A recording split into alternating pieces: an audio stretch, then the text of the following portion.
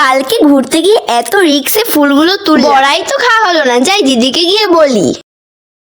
দিদি ভাই এই দেখো কালকে সর্ষে ফুলগুলো। তুমি কি খেয়ে দিয়ে আর কাজ পাও না? এখন যাচ্ছে স্কুলে আর এখন সর্ষে ফুল খাবে? আরে সর্ষে ফুল খাবো না, সর্ষে ফুলের বড়া খাবো। মাথা মোটা একটা। মাথা মোটা বললাম বলে কিছু মনে করো না, স্কুলে যাচ্ছি, বড়াটা বানিয়ে রেখো। হ্যাঁ, বড়া বানিয়ে রাখবো না তো আরো কিছু করবো। আসুক না স্কুল থেকে, মজাটা দেখাবো। ভাগ্যিস আজকে মেয়েটা স্কুলে গেছে, বাড়ি থেকে থেকে আমার মাথাটা তো খাবে, সাথে আরো রকমারি ভালো ভালো জিনিস খাবে। যত সব আসার সময় গড়িয়ে গেল, এখনো মেয়েটা আসলো না। এসি গো এসি, তোমার সব কথা মন দিয়ে শুনেছি।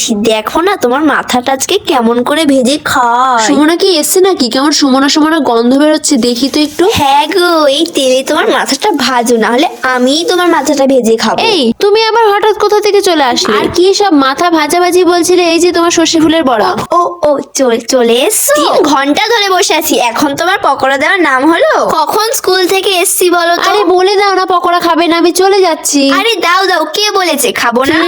খুব টেস্টি তো।